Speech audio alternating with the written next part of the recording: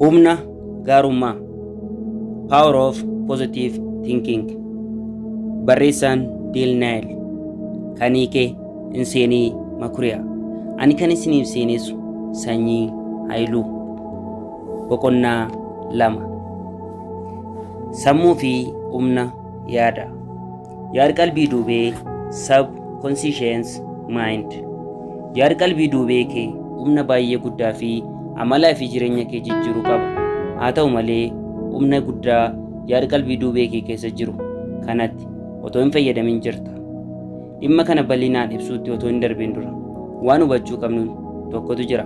Kunis namoonni baay'een humni hafuuraa fi yookaan spiritual power humni yaada qalbii duubee garaagaraa akka ta'etti yaadu. Anaaf garuu humni yaada qalbii duubee fi humni hafuuraa tokkuma.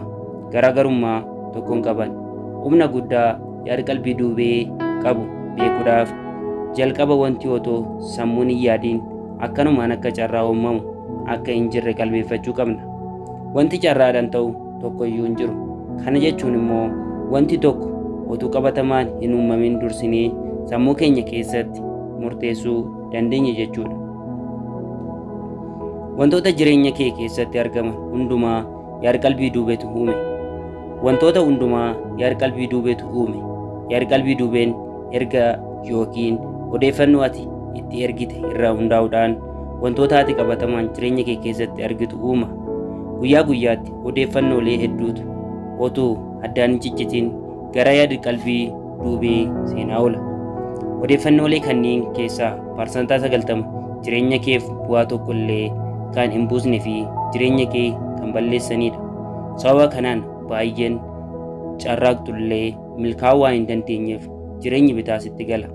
Odeeffannoon yookiin ergaan ati gara yaada qalbii duubee keetti ergite ilaalcha, amantaa fi amala kee murteessa.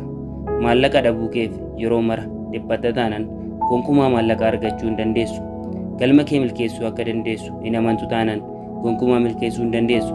Carraalee gaarii argachuu akka dandeessu keessa keetti hin yaaddu taanaan gonkumaa carraa gaariin sin mudatu. Jireenya kee keessatti sadarkaa olaanaa irra ga'uu akka dandeessu yaaddu taanaan gonkumaa ga'uu hin dandeessu. Injifachuu hin danda'u jettee yaadda taanaan gonkumaa injifachuu hin dandeessu. Waa tokko hojjettee milkeessuu akka dandeessu yaaddu taanaan gonkumaa hojjettee milkeessuu hin dandeessu. Maaliif? Sababni isaa yaada qalbii duubeen kee waanuma ati itti himte qabatamaan siif dhugoomsa. Ati odeeffannoo badaa itti himnaan jireenyi kees badaa akka ta'u godha. Akkamittiin kana godha? Yaada qalbii duubeen odeeffannoo tokko erga sirraa fuudhee booda wantoota fi namoota odeeffannoo keef haala mijeessan waliin walitti siidha. Kanaaf maallaqa horachuuf ulfaataa akka ta'etti yoo yaadde wantoota namoota maallaqa hin arganneen si godhan waliin wal si quunnamsiisa. Waan ati yeroo mara yaadachuu qabdu yaada qalbii duubeen seera waan badaa fi gaarii itti adda baasu hin qabu. Yaadni kee gaarii waan ta'eef qabatamaan haa dhugoomsinu siin hin jedhu. Akkasumas yaadni kee badaa waan ta'eef dhugoomuu akka hin qabnes sitti himu.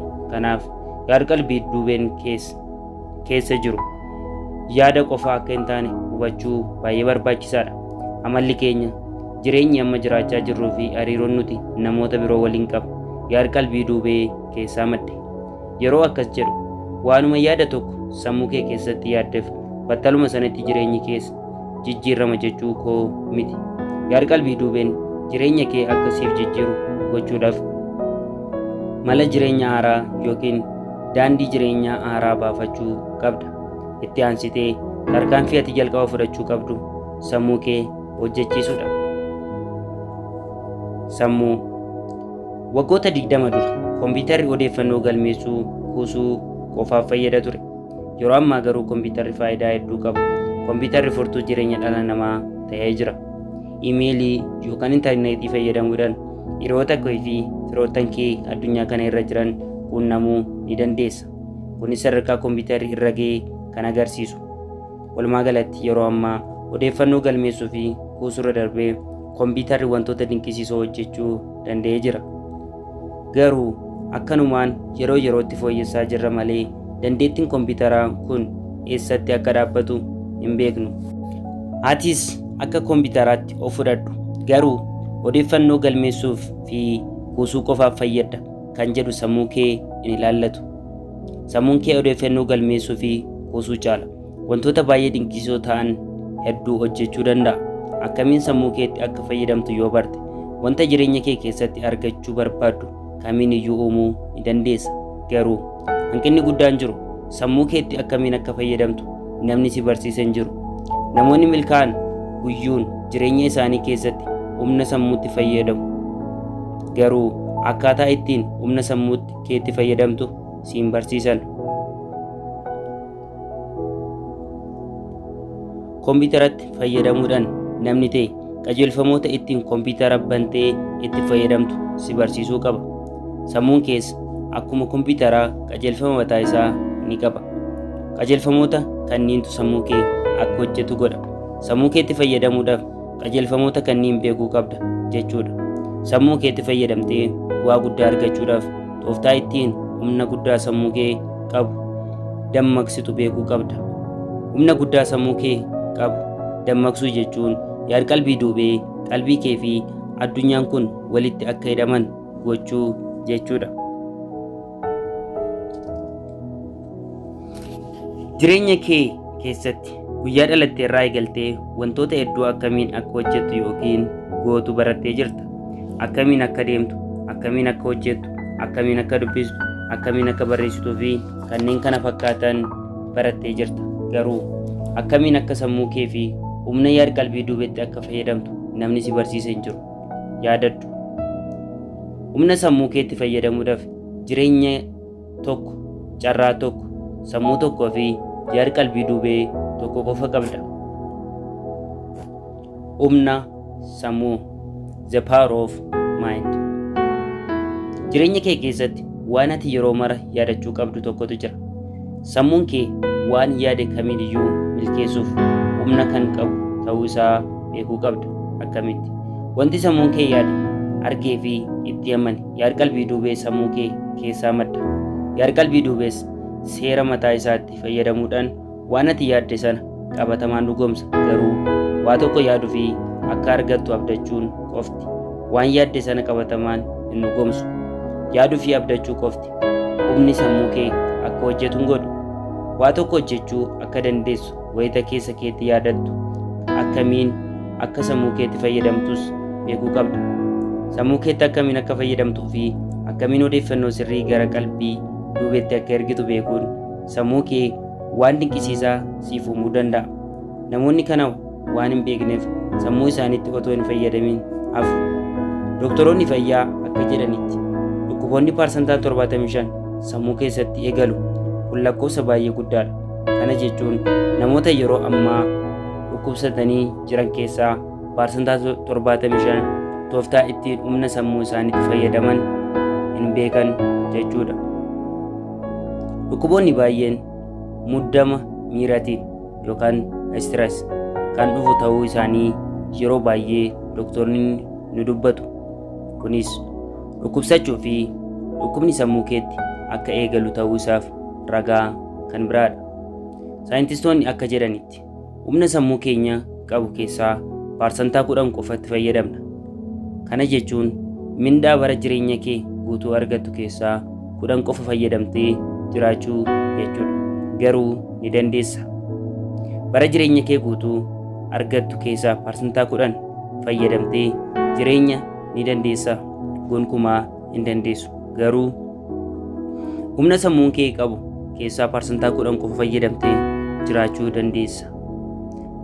Parsantaa 10 kanatti iyyuu sirriitti fayyadamuu dhabuu irraan kan ka'e dhukkuboota hunduma keessaa parsantaa 75 akka uumamaniif sababa ta'e.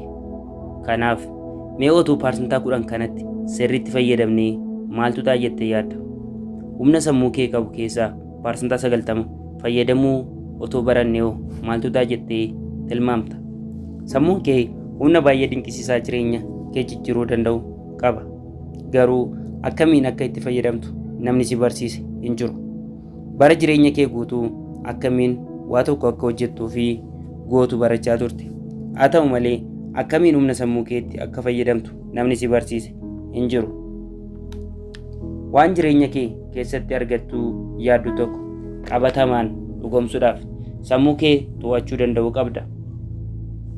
Sammuu kee akkamiin akka hojjetuu fi akkamiin sammuu keetti akka fayyadamtu hin beektu taanaan waa tokko illee milkeessuu hin dandeessu. Namoonni baay'een waa tokko hojjechuu yaalanii wayita dadhaban jireenyumatu akkana waanuma ta'uu malutu ta'e jedhu. Garuu wanti ta'uu qabu yookiin ofii isaan ta'e tokko illee akka hin jirre si yaadachiisuun barbaada. Jireenya ati jiraachaa turtee fi jirtu hundinuu sammuu kee keessaa maddan. Wantoota jireenya kee keessatti argaa jirtu hundumaa sumatu humna sammuu kee fayyadamee uume. Garuu otoo ati beekuu waan raawwatteef akkamiin humna sammuu keetti akka fayyadamtu hin beektu. Kanaaf humna sammuu kee otoo itti hin beekin jireenya kee irratti dhiibbaa godhuu kana akkamiin akka hojjetu beektee fedhii kee irratti hundaa'uun hojii isaa akka hojjetu gochuu danda'uu qabda. Ofirratti amantaa qabaachuu. Furtuun milkaa'inaa ofirratti amantaa qabaachuudha. Ofirratti amantaa hin qabdu taanaan gonkumaa galma kee milkeessuu hin dandeessu. Ofirratti amantaa qabaachuu waan jedhu kana eenyuyyuu uumamaan wajjin hin dhalatu. Namoota milkaa'oo sababni iccitii milkaa'inaa isaanii otuu gaafatteeti sababni milkaa'ina isaanii ofirratti amantaa qabaachuu isaanii akka ta'e sitti himu. Namoonni kunniin miira ofirratti amanuu guyyumaan dhalatan gadaamessa haadha isaanii keessatti fudhatanii hin baane. Miirri ofirratti amantaa qabaachuu sammuu keessatti waan uumamuuf gabbifachuu ni dandeessa. Otuu seenaa namoota milkaa'anii qoratte yeroo baay'ee kufanii dhuma irratti milkaa'ina akka goonfatan ta'uu isaanii qalbeeffatta. Namoonni kunneen wayita kufanitti abdii kutatanii kufaatii keessatti hin hafne. Mataa isaaniitti waan amananiif hagam yoo kufan iyyuu galma isaanii irratti waan xiyyeeffataniif milkaa'an. Namoonni milkaa'oon yeroo mara hin milkaa'an garuu yeroo mara galma isaanii irratti xiyyeeffatu. Kufaatii isaanii irraa hin xiyyeeffatan. Kufaatii isaanii irratti xiyyeeffachuu dhabuun immoo amantaa ofirratti qaban gabbisee milkaa'inaaf isaan onnachiise. Humna sammuu isaaniitti waan gabbisaniif yeroo mara yaadonni gaggaariin qofti gara yaad qalbii duubee akka seenan waan godhaniif amantaa ofirratti qaban gabbifatan. Atis humna yaad qalbii duubee kee fayyadamuudhaan amantaa ofirratti qabdu gabbifachuu ni dandeessa. Yeroo dhugumaa amantaa ofirratti qabdu gabbifachuu ni barbaadda ta'e akkaataa ittiin sammuun kee wantoota irratti xiyyeeffatu jijjiiruu qabda. Akkaataa sammuun kee itti yaadu aaressuun milkaa'inni keessa keetti akka dhikkiffatu gochuu qabda. Humna yaad qalbii duubee dagaagsuu fi itti fayyadamuu qabda. Namoota milkaa'an wayita argitu sadarkaa irra jiran ilaalta malee bu'aa bahii hedduu isaan keessa darban milkaa'inaan hin qalbeeffattu. Akkasumas wayita namoota milkaa'an argitu atis milkaa'uu akka dandeessu keessa keetti yaaduu qabda. Kana jechuun amantaa ofirratti qabdu gabbifattee jechuudha. Kunis amantaa ofirratti qabdu namoota sanarraa argachuu kee agarsiisa otoo hin taane amantaa ofirratti qabdu atumti sammuu kee keessatti uumtee gabbifachuu akka dandeessu agarsiisa. Miira dagaagsuu. Yeroo baay'ee yaadni akka tasaa keessa keenya ni dhufa. Garuu yaadichi eessa irraa akka dhufe hin beeknu. Yaadni keessa keenya dhufe kun miira. Miirri kunis waan hojjennu yookaan waan goonuuf qajeelfama nuuf kenna. Miira kee akka namaa yookiin ogeessa galma kee milkeessuuf qajeelfama siif kennuutti fudhadhu. Garuu miirri kee afaan ati dubbattu dubbatee qajeelfama siif kennuu hin danda'u. Kana jechuun miirri kee yeroo hundumaa afaan ati beektuun yookiin akkaataa itti salphaatti hubachuu dandeessuun qajeelfama siif hin kennu. Miira kee dagaagsuudhaaf jalqaba afaan miira keetii baruu qabda. Afaan miira keetii jechuun akkaataa miirri kee itti hojjetu jechuudha. Akkaataa miirri itti hojjetu. Miirri yeroo mara akkaataa garaagaraatiin keessa keenyatti yaada uuma. Yeroo tokko tokko miirri wayita nuti waa haaraa hubannu keessa keenyatti uumama. Garuu miira keenya keessa jiru kana waan milkeessuun ragaa qabatamaa dhiyeessuu hin dandeenyu. Yeroo tokko tokko immoo miirri mallattoo ijaan argamuu nutti agarsiisuu danda'u. Mallattoo kanas waan nuti argachuuf yaalaa turre irratti hundaa'uudhaan nutti agarsiisa. Mallattoon miira keenyaa nutti agarsiisu kun deebii waan nuti argachuuf barbaadaa turreeti jechuudha. Miirri yeroo tokko tokko immoo dhimma tokkoof tarkaanfii akka hin fudhanne si gochuu danda'a. Fakkeenyaaf mana bitachuu barbaadda haa jennu. Haa ta'u malee manneen ati argattu hundumtuu sarkaati barbaaddu oli yookiin maallaqaati of harkaa qabdu waliin kan waliin simannedha. Wayita kanatti yaadonni naannoo biraa deemtee mana barbaaduu keessa kee dhufuu danda'a. Akkasumas miirri kee hanga tokko mana bituutti argattu akka ibsuu yookiin filannoolee biroo yaaduu sitti himuu danda'a. Hojii ta'e hojjechuu jireenya jiraachuu dandeessa. Garuu hojii ati hojjechaa jirtu kun guddina kan hin qabnee fi galii gahaa kan irraa hin arganne yoo ta'e miirri kee hojii biraa akka barbaaddu sitti himuu danda'a. Miirri keenya yeroo baay'ee akkaataa nuti hubachuu hin dandeenyeen qajeelfama nuuf kenna. Akkaataa ittiin miirri keenya nutti dubbatu yeroodhuma hunda salphaatti hubachuu hin dandeenyu. Garuu waan miirri keenya nutti hime hubachuu yoo itti ciccinee fi kutannoon deebii isaa yoo barbaanne dhuma irratti nuuf ifa. Wayita hubannu kanas miirichi qalbii keenya dhuunfata. Mallattoo miirichaas deddeebi'ee nutti dhaga'ama. Yaanni namoota biroo irraa miira keenya kanatti makames deebi'ee nutti mul'ata.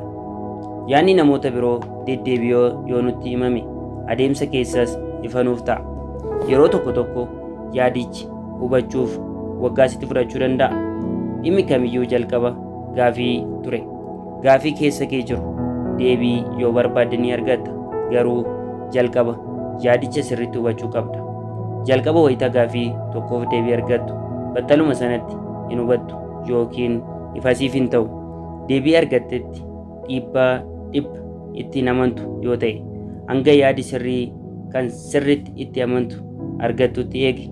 Kana gochuudhaafis sammuu kee akkasiin guyyoomsine of eeggannoo gochuu qabda. Yaadni sammuu kee dhimma tokko irratti siif kennu miira kee miti. Kanaaf wayita waa tokko of gaafattu battaluma sanatti sammuu kee irratti deebii sirrii akka argattu hin eegin. Gaafii haaraa ati of gaafatteef deebii battaluma sanatti sammuu kee siif kennu deebii sirrii otoo hin taane soba yookiin gowwoomsa sammuu kee sirriitti uumedha. Kanaaf akkamiin miira keenya akka nu gargaaru gochuu dandeenya? Miirri keenya qajeelfama akkasiif kennu ni barbaadda taanaan jalqaba waa argachuu barbaaddu murteeffadhu. Itti aansii wanticha akkamiin akka argattu of gaafadhu. Fakkeenyaaf mana bitachuu barbaadda yoo ta'e akkas jedhi. Mana haaraa bitachuun barbaada. Mana kanas eessaa akka bitadhu beekuun barbaada. Mana haaraa naannoo kamiin bitachuu qaba? Mana haaraa eessan bitadha? Gaafii kanneen irra deddeebii of gaafadhu. Itti aansi deebii gaafilee kanneeniin akka argatte himi. Bakka mana haaraa bitadhu beekan jira jedhi. Yaada kanas irra deddeebii dubbadhu. Sammuun kee battaluma sanatti deebii akkasiif kennu hin eegin. Deebiin sammuu kee battaluma sanatti siif kennu deebii sirrii miti. Deebii battaluma sanatti keessa kee dhufee deebii sirrii otoo hin taane gowwoomsa sammuuti. Kanaaf xiyyeeffannoo ittiin kenniin irraanfadhu. Tarkaanfiin itti aanu baay'ee ulfaataadha. Kunis deebii sirrii yeroo isaa eeggatee keessa keenya akka dhufu amanuudha. Dhalli namaa hundi keenya wantoota mara to'achuudhaaf fuulduratti akka ta'u beekuu ni barbaanna. Garuu yeroo tokko tokko wantoota to'achuu hin dandeenyu. Yeroo tokko tokko immoo hanga waan nuti barbaanne yeroo isaa eeggatee dhufuutti obsaa fi amantaan eeguu qabna. Wayita waan ati barbaadde tokko yeroo isaa eeggatee dhufus wanticha daftee hubatta. Waa argachuu feetu kamiin iyyuu argachuudhaaf yookiin deebii barbaadaa jirtu argachuudhaaf qajeelfama armaan oliitti fayyadamuu dandeessa. Gaafii keessi kee si gaafatu. Gaafa guyyaa isaa ga'e deebii ni argatta. Yeroo ati feetutti otoo hin taane yeroo sirrii ta'etti ni argatta. Tooftaan ittiin miira keenya dagaagsinu kan biraan waan gaarii yaaduudha. Waan gaarii yaaduu sammuu kee akka tasgabbaa'u godha. Kun immoo waan barbaaddu yeroo isaatti argachuu dandeessu ta'ee akka amantu si godha. Yaada qalbii duubeen kee odeeffannoo yookiin ergaa ati baay'inaan itti ergitu jireenya kee keessatti qabatamaan dhugoomsa. Yaada qalbii duubee yaada ati fakkii isaa keessa keetti ilaaltu fuudhee qabatamaan lafa irratti akka argamu godha. Yaada qalbii duubeen odeeffannoo tokko dhugaa ta'uu fi ta'uu dhabuu adda baasee beekuu hin danda'u. Waanuma ati itti himte qabatamaan siif uuma. Kanaaf hiyyeessa, nama gammachuu hin qabne, nama carraa badaa, nama milkaa'uu hin dandeenye akka taate yoo yaadde yaada qalbii duubeen wantoota kanneen qabatamaan jireenya kee keessatti dhugoomsa. Yaada fakkii isaa keessa keetti argartu qabatamaan lafa irratti agarta. Dhugaa kana ilaalchisee kitaabonni baay'een barreeffamanii jiru. Kanaaf fakkii waa argachuu barbaaddu irraa deddeebitee keessa keetti yoo ilaalte wantichi qabatamaan ni uumta. Yaada kana keessa keetti fakkii isaa ilaaltee kan qabatamaan uumuudhaaf waggoota dheeraa sitti fudhachuu danda'a. Mee bidiruu keessa jirtu haa jennu. Namoonni baay'een immoo bidiruu kana kallattii ati barbaaddetti siif dhiibaa jiru. Namoota kanneen keessaa nama tokko waamtee karaa biraa akka dhiibu yoo goote, namoonni baay'een kallattii faallatti dhiibaa humna waan caalaniif namni sun qofaa isaa jijjiirama fiduu hin danda'u. Bidiruunis kallattii ati feete irra gonkumaa deemuu hin danda'u.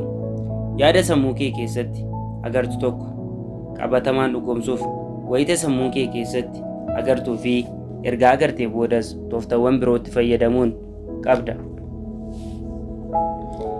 Yoo akkas goote namoonni hundinuu bidiruu kee kallattii ati barbaaddetti waan dhiibaniif bakka yaadde daftee geessa. Namoonni dhukkuba hamaan isaan qabee jiru mataan isaanii fayyaa akka ta'an sammuu isaanii keessatti yoo fayyadaman fayyuun isaanii sammuu keessatti yoo ilaalan ni fayyu. Garuu akkuma waan gaarii yaaduun waa argachuu barbaannu sammuu keessatti arguunis battalumatti jijjiirama fiduu hin danda'u. Haa ta'u malee jijjiiramni ati argachuu feete dhufuuf dhiibbaa ni godha. Dabalataanis waa argachuu feetu sammuu kee keessatti ilaaluu jechuun yeroo mara fiilmii waa argachuu feetu sammuu kee keessatti daawwachuu jechuu miti. Waa sammuu kee keessatti ilaaltu kana qabatamaa milkeessuuf tooftaalee biroon uummachuu qabda. Humnoota keessa keenya jiran qalbii ofii sassaabbachuun, kutannoo qabaachuun, of to'achuun, nurri sammuu, tasgabbii sammuu, imagination and the peace of mind utubaalee jabinaa fi milkaa'ina keenyati. Namni kamiyyuu humnoota kanneen waliin hin dhalatu. Erga dhalatee booda leenjii fi shaakala humnoota kanneen gabbifachuu ni dandeenya. Humnoota kanneen erga gabbifannee booda milkaa'ina barbaanne kamiyyuu gonfachuu ni dandeenya. Namni tokko bakka yaada ga'uudhaaf qalbii isaa sassaabbatee hojii isaa irratti xiyyeeffatee kutannoodhaan hojjechuu fi milkaa'ina gonfachuu barbaadu sammuu isaa keessatti ilaaluu qaba.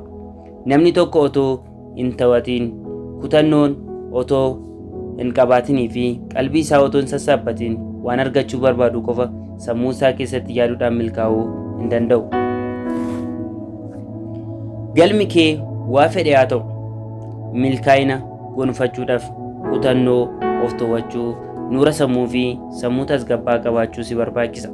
Tarkaanfiin jireenya kee jijjiiruu, amala kee jijjiiruu, ulfaatina hir'isuu, dandeettii haaraa barachuu ni barbaadda. Dandeettii wantoota garaa fuulduratti ta'uu raajuu qabaachuu ni feeta. Dandeettii waa haaraa uumuu gabbifachuu ni feeta. Yoo ni feeta ta'e dandeettiilee armaan olitti eeraman arfan gabbifachuu qabda. Humnoota keessa kee jiran guddisuu fi jajjabeessuudhaan itti fayyadamuun jireenya kee irratti jijjiirama guddaa fida. Yaadota armaan gadii ibsaman sirriitti yoo hubattee fi itti fayyadamte qajeelfama jireenya keef bu'aa guddaa buusuu qalbeeffatta. Humna qalbii gumeessuu, the power of concentration. Wantoota baay'ee jiran keessaa waa tokko qofa irratti xiyyeeffachuun qalbii sassaabbachuu jedhama. Yaadni kee waan tokko irra gara biraatti daddarbuu humni sammuu fi humni yaadichaa ni dadhaba. Garuu wayita qalbii keenya sassaabannee waa tokko irratti xiyyeeffannu humni sammuu keenyaa waan jabaatuuf wanta dinqisiisoo ta'an uumuu danda'a. Yaadni kee kun fuullee yookaan daawwitii carraaleewwan ifa biiftuu walitti qabee carraala tokkicha gochuudhaan waraqaa tokko gubuu godhuu waliin tokkuma. Dandeettii qalbii ofii sassaabbachuu shaakala gabbifachuu ni danda'ama. Dandeettii kana shaakaluu irratti yeroo dabarsinee kamiyyuu yeroo ala gaariin darbeedha. Akkuma ati irra deddeebitee dandeettii kana shaakalaa deemteen dandeetticha gabbifachaa deemta. Kutannoo fi of to'achuu. Kutannoon jechuun sodaa tokko malee murtii tokko murteessuu, tarkaanfii fudhachuu, itti gaafatamummaa tokko fudhachuu fi fudhachuu dhabuu jechuudha. Kutannoon galma kee milkeessutti cichuudha. Of to'achuu jechuun immoo waan guddaa fuulduratti ta'uuf jennee har'a gara jireenya keenyaaf roorroof dhiisuu jechuudha. Kana jechuun isa boriif jennee waan gaarii battaluma sanatti argannee diduu jechuudha. Kaayyoo ofiif jedhanii gammachuu yookiin faayidaa yeroo dhiisuu jechuudha. Kunis dandeettii tarkaanfilee yaadotaa fi amaloota galma keenya milkeessuuf barbaachisan irratti xiyyeeffachuu qabaachuu nu barbaachisa. Dandeettiiwwan kunneen jabina keenya argachuuf, to'achuu fi galma kamiyyuu milkeessuuf nu fayyadu. Shaakalaa fi qajeelfamoota tokko hordofuudhaan kutannoo kee fi dandeettii ofii to'achuu gabbifachuu dandeessa. Namoonni tokko tokko ifaajiiwwan carraaqqii baay'ee gochuutti waan amananiif dandeettiiwwan kanneen gonkumaa gabbifachuu akka hin dandeenyetti yaadu. Shaakala salphaa ta'e eegaltee dhawaata fooyyessaa yoo deemte dadhabbii fi dhamaatii guddaa otoo sitti hin gaafatiin gabbifachuu dandeessa. Qalbii nagaa qabeessa. Yaadonni gargaariin qalbii nagaa qabeessa fi tasgabbaa irraa maddu. Qalbii ofii sassaabbachuu fi waan gaarii yaaduun sammuu nagaa fi tasgabbii akka qabaatu godhu. Sammuun nagaa fi tasgabbii qabu walitti fufiinsaan yaada ofii hin maddu. Kanaaf yaadni galaana sammuu kee borcaan waan hin jirreef keessa keetti gammachuutu dhagama. Qalbii gammade immoo dandeettii wantoota amalaa fi miira kee irratti dhiibbaa godhan irratti ofirraa ittisu siif kenna. Humna nuura sammuu. The power of imagination. Nuurri sammuu dandeettii addunyaa kana guutuu sammuu keessatti arguuti. Nuurri humna kalaqaa fi dandeettii waa haaraa uumuuti. Nuura sammuu keessatti yoo sirriitti fayyadamte badhaadhummaa fi jireenya gammachuun guute gaafachuu dandeessa. Nuurri sammuu fakkiilee wantoota argachuu barbaadu sammuu keessatti arguu qofa kan of keessaa qabu otoo hin taane qaamota miira shananii fi miira keenya keessaa qaba. Sagalee dhagaa akka jirru yaaduu dandeenya. Waa tokko akka waan dhamdhamanneetti sammuu keenya keessatti yaaduu dandeenya. Akkasumas foolii waa tokkos sammuu keenya keessatti urgeeffachuu dandeenya. Waa tokko harkaan qaqqabaa akka jirrus sammuu keenyatti yaaduu dandeenya. Miirri ta'ee akka nutti dhagaamus sammuu keenyatti yaaduu dandeenya. Dandeettiin akkanaa sadarkaa garaagaraa haa qabaatu malee keessa hunduma keenyaa ni jira. Nuura sammuu kee yoo dagaagsitee fi jabeessite dandeettii kalaqaa fi waa haaraa uumuu kee ni gabbata. Akkasumas nuura sammuu kee dagaagsuun wantoota namoonni biroon uuman bifa haaraa fooyyessitee bu'aa isaanii akka dabaltuufis si fayyada. nurri sammuu humna baay'ee jabaa